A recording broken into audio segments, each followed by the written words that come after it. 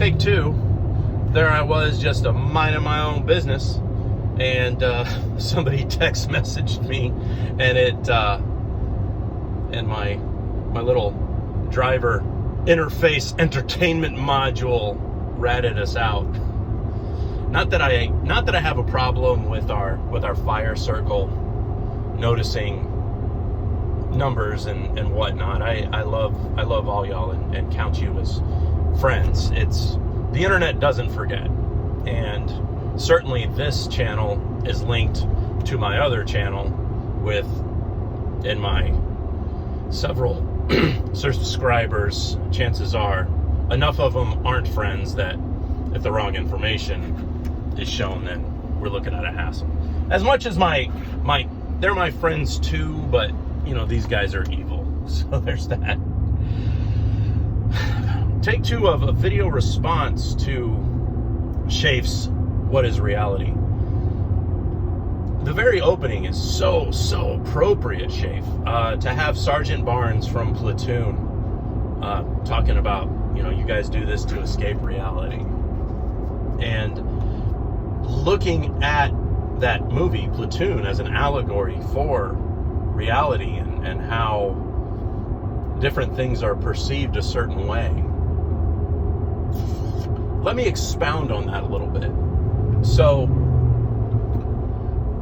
my former barber, I've got a new barber now. My old barber got old.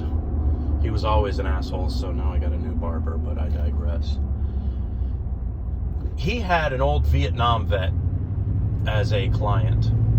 And, you know, as barbers do, they were having a nice conversation. You know, part of a barber's job is to, you know, sort things out, style coach, what have you, talk about what not, you know, lay out ideas.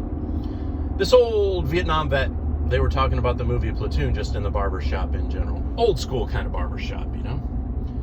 And the old vet said, now, when they go to that village and they eventually burn down that village, looks really tragic, doesn't it?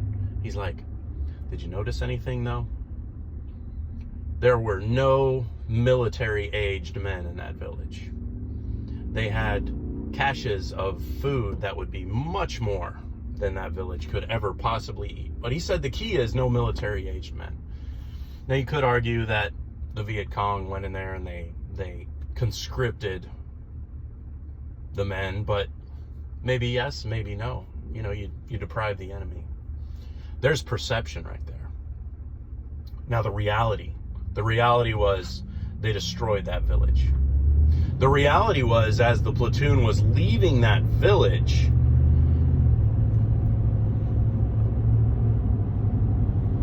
Johnny Depp's character, the interpreter, I believe he had that young child on his shoulders, you know, showing compassion. The reality later on is that Charlie Sheen's character stopped the men from hard R-wording that one woman. Reality is, for me,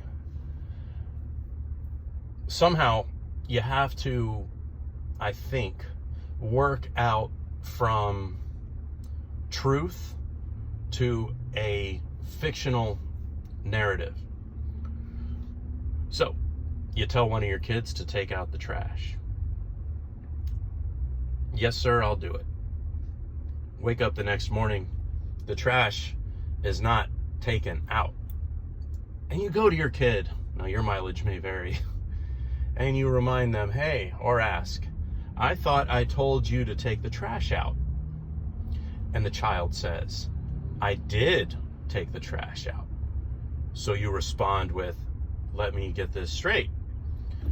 We filled up the trash with the same trash that was in the trash before because you took it out and it just happened to get filled again overnight by the same stuff. To which the child shrugs.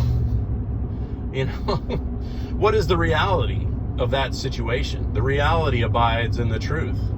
And the truth, by the evidence, is that the trash wasn't taken out.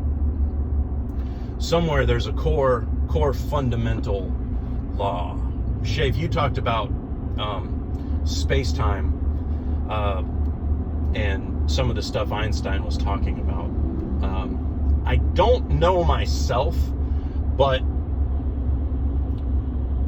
I thought that I saw something where Neil deGrasse Tyson had pointed out that space-time was different than space, comma, time. It was something different. And there's other ways that it acts upon, like gravitational forces. In reflection of all that, and in response to all that, I couldn't help but think, you know, you and I profess a very similar faith, if not the same faith. To me, there's a mystery to life that God gifted us, that we can always just marvel at his creation, just in case creation isn't marvelous enough. The more you dig, the more mystery you get, the more marvelous it becomes. Now, in your video, though, I have a bone to pick, maybe I'm understanding it wrong. You mentioned the earth being as hell. Where I don't agree with earth being hell, it can certainly be as hell. And I'm very happy to search this out biblically with you.